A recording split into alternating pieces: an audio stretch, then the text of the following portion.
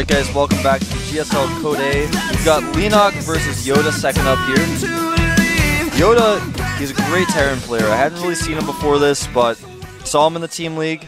Yeah. And I've seen actually some replays of his that got leaked online. I saw some of those. They were pretty good. A lot of the Korean players are actually very protective of their replays as well. So that's going to be very interesting that a couple of those got out. But yeah, YoDa did break out in the team league. Brought it home for IM, I believe, in the ace match against FOU. Now that we remember which teams actually played. Yeah.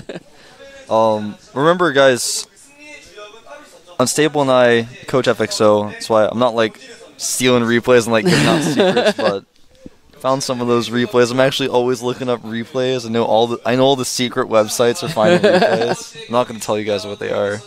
But when I said that, I was like, people are going to think Wolf's like a terrible person. He's like leaking replays and stuff. Yeah, I don't give out FXO replays, don't ask me. Except the one replay where QXC Planetary Fortress brushed his opponent's natural. That was a good game. Alright, there's Leenock. Obviously, he took out Hope Torture 2-0. Crushed him, actually, to get here. Made him look silly. And when are we ever going to see Hope Torture again? I don't know. He didn't get used in the Team League against FXO. And he's just, I don't want to say he's been getting worse and worse, but he's been getting worse and worse. I don't want to say it, but he is. He just has.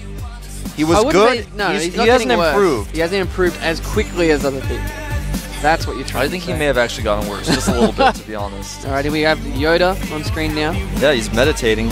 He took out Slayer's Min to get here, which is no easy feat. Slayer's Min actually is one of the best Zergs in the world. Is also one of the best Zergs in Code A. Also on the team Slayers. Slayers, tons of great practice partners. So I think Min, to be honest, is way better than Leenock is. So if he took out Min, taking out Leenock, he may be feeling pretty confident about it. I'm not going to say it's easy to take out Leenock because Leenock trains a lot. But I think that he's definitely the favorite here today. Yeah. Definitely the favorite in this matchup. Like, Leenock is a very strong player, but the way we saw YoDa dismantle Min, it's going to be a tough day for Leenock. Yeah, hopefully YoDa doesn't drop too many Manor Mules, though, because I heard that was a problem. You know, I actually wasn't able to watch that game live in the studio. I kind of skipped around the VOD of that just to see how he did, and people were telling me, did you see all the mules? I saw some of them. They looked a little misplaced. Of course, the map set here, we have Crossfire SC first up, followed by Calderim Alta, and then Crevasse at the end. Interesting map set. The Crossfire, very good map for Terrans, and then the other two maps, pretty balanced. Some people say that Crevasse is Imba for Terran because you can get a free base. Some people say that. I disagree. I don't think it's Imba for Terran. Imba for Terran. You see that a lot on the forums. That's right. So, best of three between these guys. Winner will move on to round 8. Yep. And we'll see which one can take it out. Leenock or YoDa. There we go. Did you forget? No, I didn't forget. I was just seeing if you did. We're always testing each other to forget things. Trying to make you get the map's loaded. Are we going to go into it? Are we going to go? Are you ready? You're not ready. You don't look very ready. Of course I'm ready. Just don't know when we go. All right, we're in the map. There we go. Let's go.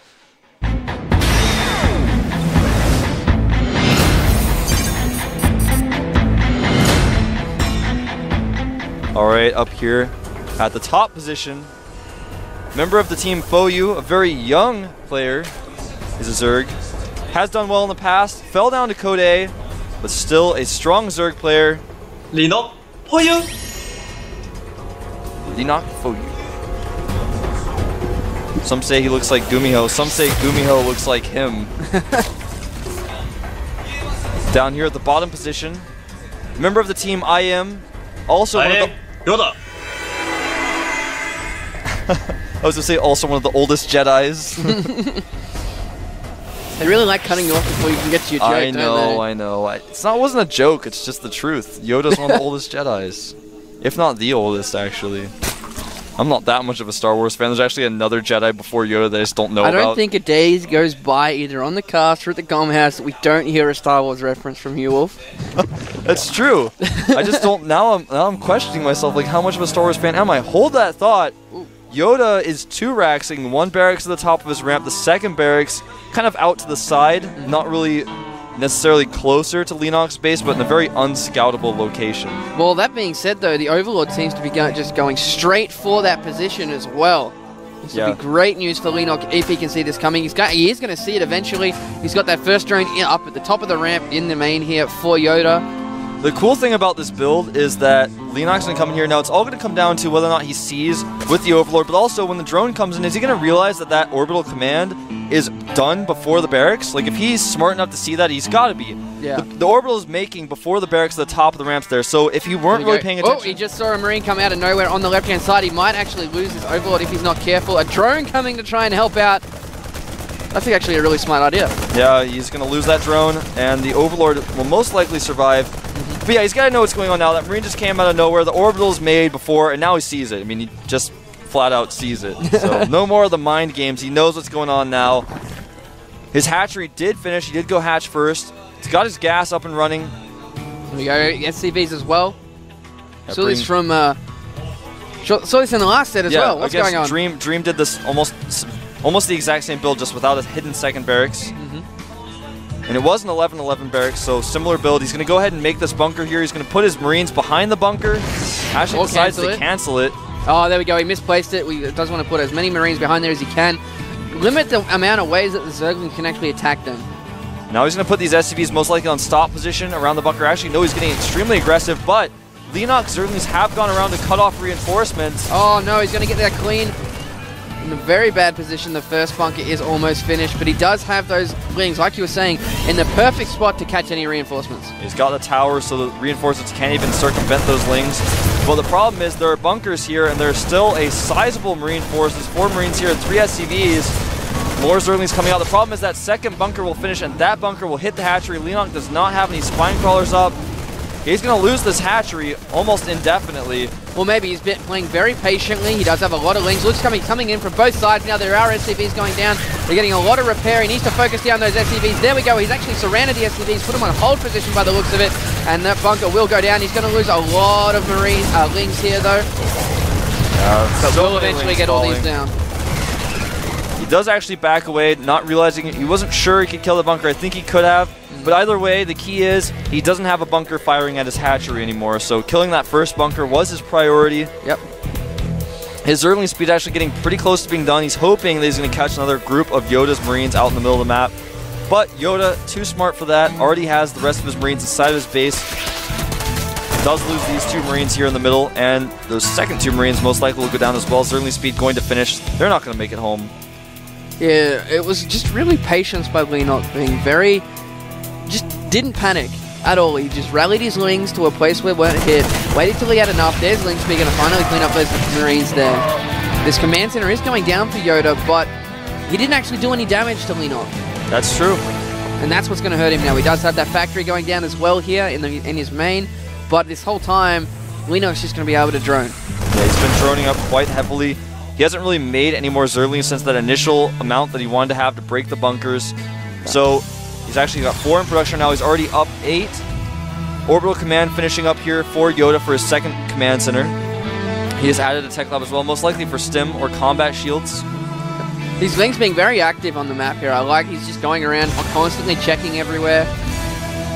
He is getting quick stim and not combat shields. At first I was thinking stim, and I was like, well, maybe he's got only Marines. He might just want to get combat shields for the longevity of the Marines, but he's getting that faster stim, which does kind of lend itself towards a more pressure-oriented build. You don't normally get combat shields and then go for an attack. Yep. Do have a macro hatch at the bottom of his ramp there as well. It's going to be useful, A, for production as well as to kind of block off that ramp in case Hellions do come through. This is true. Baneling Nest going up as well. He's spreading his creep quite well. Almost getting to the top of that ramp near his base. Zergling's going to come forward here. Want to check for that command center. Try to deny it if it's on its way over. He may make some Banelings with these Zerglings. He's got quite a few of them out there. About 20 of them. Marines coming out here. They may get caught by those Zerglings if they're not careful. Yeah, there's not that many Marines in this force to be able to defend this expansion. There we go. There's a lot of Banelings coming through. And if having a look at the production tab, 14 more Lings as well. There are a lot of Marines down at the bottom trying to see if they can do it. But these Banelings will be able to clear these out. We've got more SCVs coming down as well. He's just trying to get him baited in. There we go. The Marines do not have stim yet. It's going to be very hard for them to get away. Is he going to be able to get on top of that? He does. He gets inside of the main base. There's the bunker there as well. Completely takes it out. Finishes off all those Marines. gets another 2 as well. Doesn't have enough Zerglings to follow this up though. He does still have quite a few. Did not kill those supply depots at the front.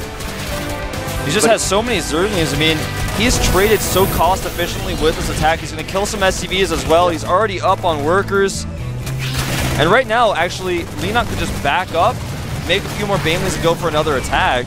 Yeah, those supply depots are on half health. He's almost at double the supply of YoDa now. He got so many Marines when he got inside that main. Exactly. 42 drones to 22 SCVs.